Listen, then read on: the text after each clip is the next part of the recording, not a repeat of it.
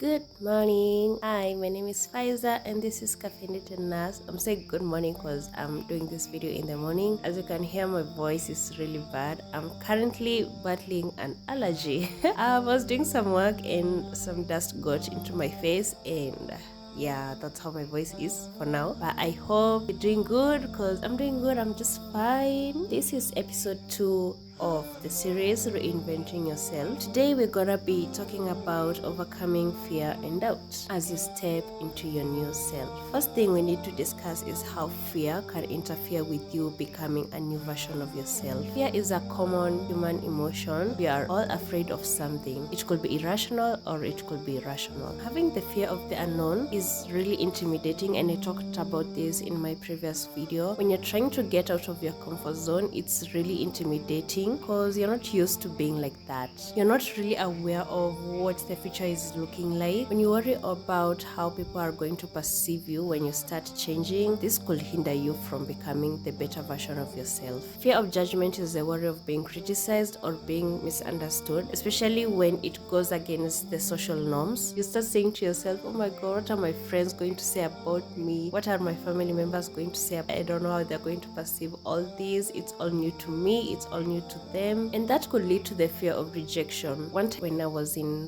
campus, I had come to sit down to myself and realize that I'm really loud when I'm talking. It's like I'm trying to attract attention from other people. I was like, you know what, that's not very ladylike of me, and I wanted that to change. I wanted to be quiet, soft-spoken, mysterious maybe. But at that same time, my friends were also really loud, and that's how we kind of related with each other. When I was coming up with that decision of being quiet or being soft-spoken, I was like, they're not going to want to be friends with me anymore. When I was on my journey of becoming a Muslim, reverting to Muslim, my number one fear was rejection. I didn't know how my family was going to react, and my biggest fear was that, my family is going to be, you know what, we don't know you anymore. In fact, don't ever come back to this house. In my previous video, I also mentioned the fear of failure, because you don't really know the outcome of how you're going to be, how your life is going to be when you start becoming a different person. You might be putting all this effort, and yet by the end of it, you're really scared that it will all be for nothing. And believe it or not, the fear of success is a valid reason for you to hinder yourself from becoming a better version, because as you're evolving into your new self, you have new responsibilities, you build up new expectations. Example, when you decide now you're going to be eating healthy, that's a new responsibilities of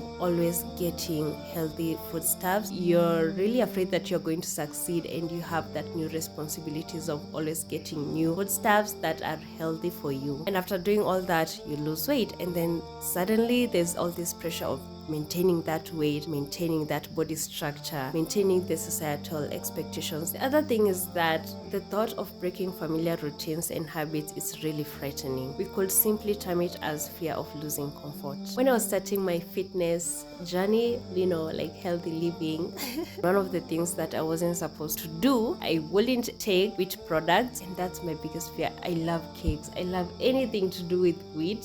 So when I was looking at my diet options, I wouldn't include any cakes, and that really scared me because I'm used to eating cakes every now and then. With that, let's talk about how you can overcome all these fears. The number one thing that you need to do is acknowledge the fear. As I've said, fear is a normal reaction. It's a normal human reaction. When you are acknowledging that fear, you're actually reframing fear as a fuel. Courageously look that fear in the eye and say, I am afraid of losing. I am afraid of being successful. I am afraid of being rejected. I'm afraid of being judged by my friends, by my family. By acknowledging or identifying what you're really afraid of, it will help you to face that fear and work your way around it. While you're trying to understand what you're really afraid of, examine its root cause. It could be you have had a past trauma when you're trying to change. Maybe at some point in your life, you're trying to become healthy, and your friends started laughing at you, teasing you every now and then, telling you things like, no matter how hard you try, you're not going to gain weight, you're not going to lose weight, you can't start eating like a cow,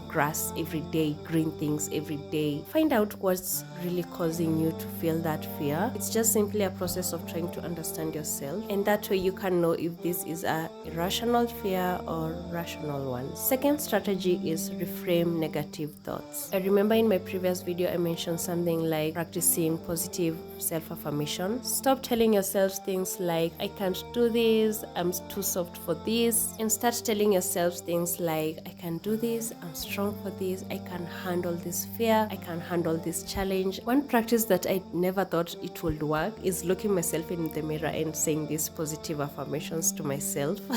I thought it was crazy when I had this strategy on TikTok. It was hard doing this at first because for some reason I found it really hard looking at myself in the mirror. I was really shy. I couldn't look myself in the eye and tell myself such things. Focus only on the positive outcomes. When you find yourself saying that, what if I fail? Just remind yourself, what if I succeed? Outcomes always oscillate between negative ones and positive ones, and we are looking forward to the positive ones. Refrain yourself from only focusing on the negative ones. Like on your fitness journey, when you start saying to yourself, oh, what if I don't lose weight? Well, what if you lose weight? Number 2, take small manageable steps. You're going to find out that this is going to be a common point in most of my videos because it really works. Trust me, it really works. There's no need of overwhelming yourself with big actions and then you start getting discouraged and you have not even started. Reminds me of the days that I decided, you know what, today I'm going to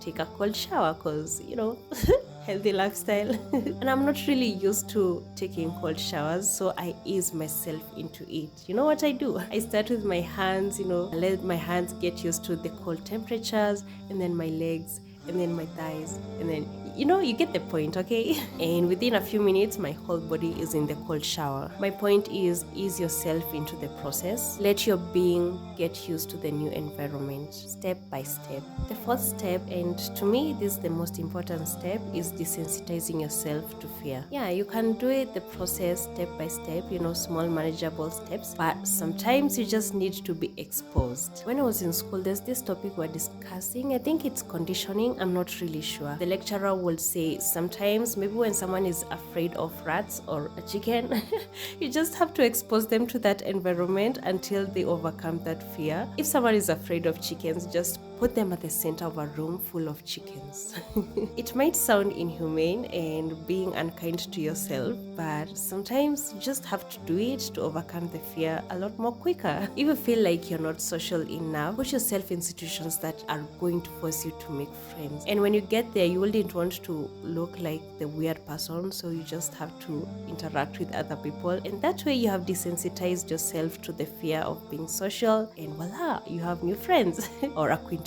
You don't have to make friends that day. Focus on the present, the now. When you are doing all these things, building your new routine, we might be carried away and only focus on the future and forget about the present. Living in the moment. You forget to feel that moment. You forget to feel the process of you becoming a better version of yourself. Like when you're taking your healthy meal, try to be in that moment. Give thanks to God. Thank you for this healthy meal that I've been able to afford. You're simply living in that moment. You're able to recognize this is a healthy meal that I'm eating and I was able to afford it. My point is, as much as you're trying to visualize the future you, don't forget to recognize the current you and the process, the steps that you are taking towards that future. That takes me to my 6th point: visualize success. The biggest thing that most people do all over the world is creating vision boards. But with this, you don't have to create a vision board that is a year long. You could create a vision board that only captures your next week. One key thing about visualizing success is actually visualizing your success. What do I mean by this? Don't just close your eyes and imagine yourself,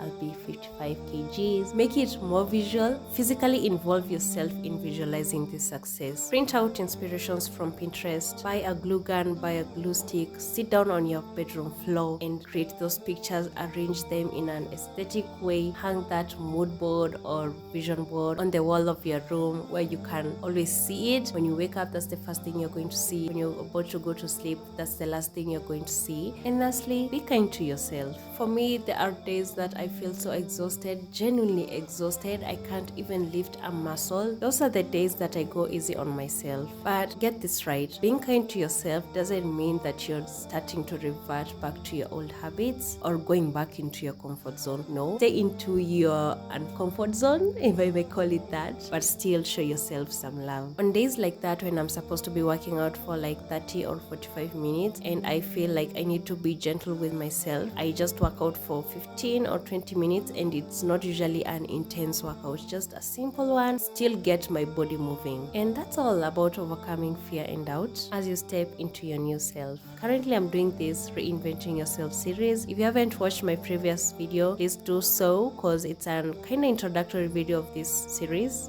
Let me know in the comments if this video taught you something new about yourself, about your future self.